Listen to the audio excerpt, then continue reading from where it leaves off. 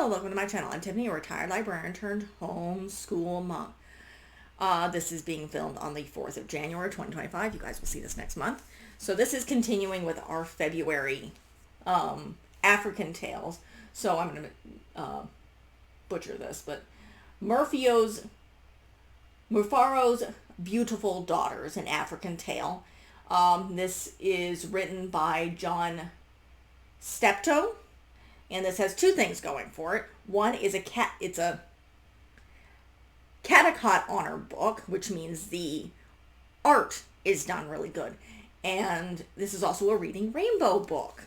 So if LeVar Burton was being positive about this book, it's really good.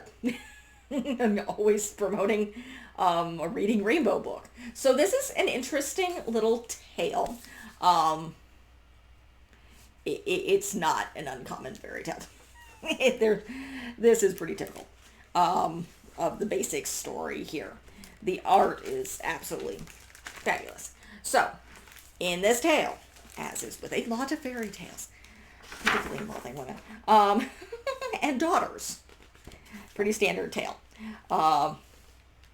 So, you have a man named Mufaro. He lives in a village with his two daughters, called Manria and Nasha. Okay, both of them are very, very beautiful, but of course the older sister is, as typical, she's very, very selfish. She teases her sister, why her little sister keeps a small plot of land for food and does millet and sunflowers and yams and vegetables, always singing. She meets up with a snake who's very gentle, and she has a relationship with Nikoa. I'm going to butcher this stuff. So, this little green garden snake. One day the king sets out a letter wanting to meet, looking for a bride and wanting all the beautiful girls. The father decides to send both his daughters. The oldest, of course, tries to convince him just to send her because she's teasing her sisters like, one day I'll be queen and you'll be my servant, kind of thing. So they set up a big train to go there, a wedding procession like thing. And the oldest daughter decides to leave early that evening. She runs into a small boy who's asking for food. She's like, no, I'm going to be your queen. Go away. And then she runs into an old woman who tells her, you're going to come across these trees. They're going to sound like they're laughing. Do not laugh back. Of course she does. She's going to come across a man with a thing under her arm, with like his head under her arm, and again, she's not supposed to laugh. And she gets through this and sees the river and sees the city. And then you switch back to the next morning where the younger daughter comes with the procession. She runs into the young boy. She gives him a yam that was going to eat for her lunch. She listens to the old lady. They come to the city and she's just completely amazed. Her sister comes running out. It's like, don't go in there. The king is a hideous monster. I beg you, don't go in there.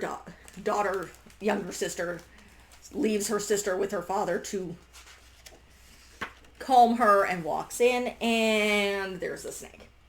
So the snake is the king, and was the beggar boy, and was the old woman. And he makes her his queen because she is gentle and kind, and so here we are. He is now in human form, and he is the king, and they get married, and she is a wonderful queen, and her sister is her faithful servant. So that is the end of the story. This is not an unusual motif. It is beautiful illustrations. It is a wonderful, wonderful story. I believe there's a similar story that I've already covered. That's an African American tale that involves magical eggs. Again, very similar tale. This is also very similar to Cinderella, where you have evil sister good sister with virtuous, and the good sister gives, is rewarded. So that is the moral of these stories, is that the young girl who is kind and virtuous and nice to people ends up, in many cases, becoming wealthy, or becoming a queen, or becoming a princess, or something of that nature. So that is very much a very typical motif. I love the illustrations. This is a great story. I love covering African and multicultural tales, because it's a good way to expand our minds. And it's also a great way to see how these themes are very universal in stories. We are all humans. We are all interconnected. And we have a tendency to tell the same tales over and over again in different ways. So, like earlier, when this comes out, there's another tale that's very similar to Rapunzel. That is an African tale that I'm doing this month. And I didn't realize it was a Rapunzel tale when I grabbed it. So, fantastic book. Obviously, it's a Caldecott Honor book, which means the illustrations are top notch. It's a Reading Rainbow recommended book, so you cannot go wrong here. LeVar Burton is phenomenal. He's up there with Fred Rogers. So those are just people who are two men that, religious or not when it comes to Fred Rogers, are wonderful people. The late Fred Rogers, of course, LeVar Burton, as of this shooting, he is still alive. So that is it for this review. This is a wonderful book for pretty much all ages. It's not necessarily a bedtime book, though. It's a little long. And I really highly recommend this book. I will put a link probably to the author's page as I try to do that. Oh, it's almost 8 o'clock at night. My child is just wired. So it's tiring. But I will put a link, as I do with all of these. So if you like what you see, be sure to like and subscribe. I have covered multiple both African and African American tales before. They're all under one of my various playlists. I will be covering... I have one more shoot to do for February. And I just filmed the video for Lion King too. So, and as I've said with a lot of these videos, I have covered The Princess and the Frog already. So you can check that out as well. I have opinions.